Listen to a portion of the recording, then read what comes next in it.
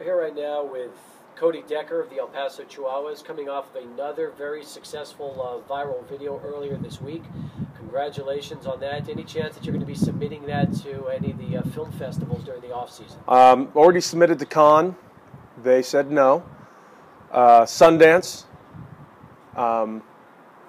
Redford, once again, refusing to take my calls. Restraining order issues. And as of now, that's it, but we'll see where it goes from there. You never know. We could get another spotlight on Olbermann or something. The fact that this was filmed in Fresno, on the road, I mean, obviously you might have hatched this plan prior to, but was it more challenging knowing you were in a road clubhouse versus the home clubhouse here? Not really, because the kind of thing just... every aspect of it wasn't exactly planned. It was more of a spur-of-the-moment thing. And as it just kind of continued and continued, it just grew to what it became, the whole thing. So I don't think the location was much of a big deal as anyone thinks. And plus, I think it happened there. Actually, being in Fresno might have been a good thing because it happened in Fresno, because what the hell else are you going to do in Fresno? That's very true. So I decided to lock my teammates in bathrooms. Was he the only one, or did anybody else make the director's cut that wasn't actually on the video? No, it was just him. It was just Jeff Francoeur, the brilliant, lovely man that he is. The fact that he's now in San Diego, got promoted earlier in the week, I'm sure you got to feel good about that, because despite having fun with him over the years, everybody says this is truly one of the best guys you're going to find in the clubhouse. Terrible human being. Everyone's lying to you. Awful guy. Horrible to be around. Can't learn anything from him.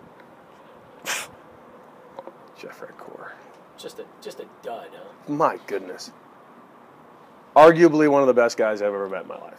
In all out truth, he's honestly one of the best teammates, one of the best players, one of the best everything I've ever met, and I'm feel like the luckiest guy in the world to have played with him. Fans gravitated towards him as well, as you would expect them to, because he's so handsome. There it is.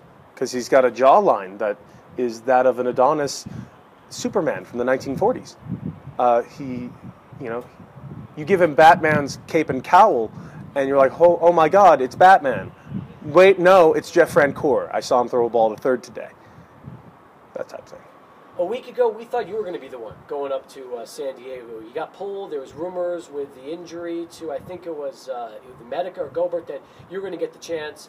A lot of people are rooting for you. They want to see you get the shot. All kidding and jokes aside, how much would it mean to you to, after all these years, get your shot to base? I mean, it'd be great. There's nothing else I can really say about it. I mean, I've been doing this for a long time. If it happens, great. That's all I want to happen, and I would love it so much if it happened with the San Diego Padres, since they're the team that gave me the shot.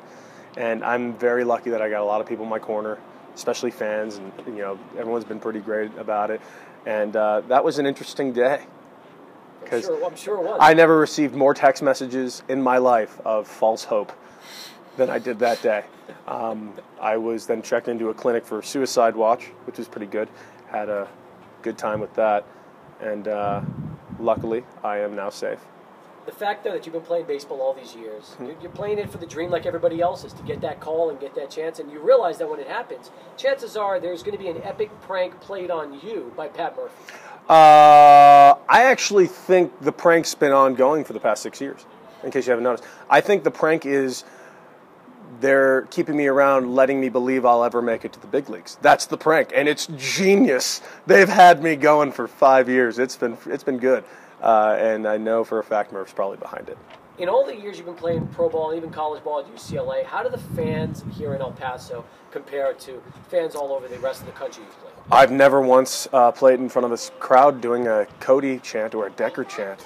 This is, I played in some pretty big crowds. And this place is hungry for baseball. They love it here.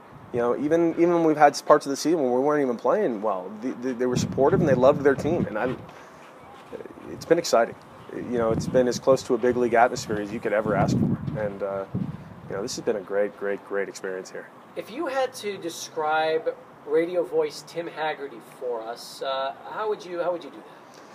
Like with one word or just... Can one word even do him justice? No. Vin Scully-esque. And I say that in the highest regard because he's always on. And I always wondered that about Vin Scully. I always assumed that Vin Scully woke up in the morning and just announced what he was doing. Like, well, Vin Scully getting out of bed, rolling over, taking 6.5 steps to the bathroom so he can get his Colgate dental care. Small dab, and one brush away at the top. Let's see how he goes to attacks the bottom teeth.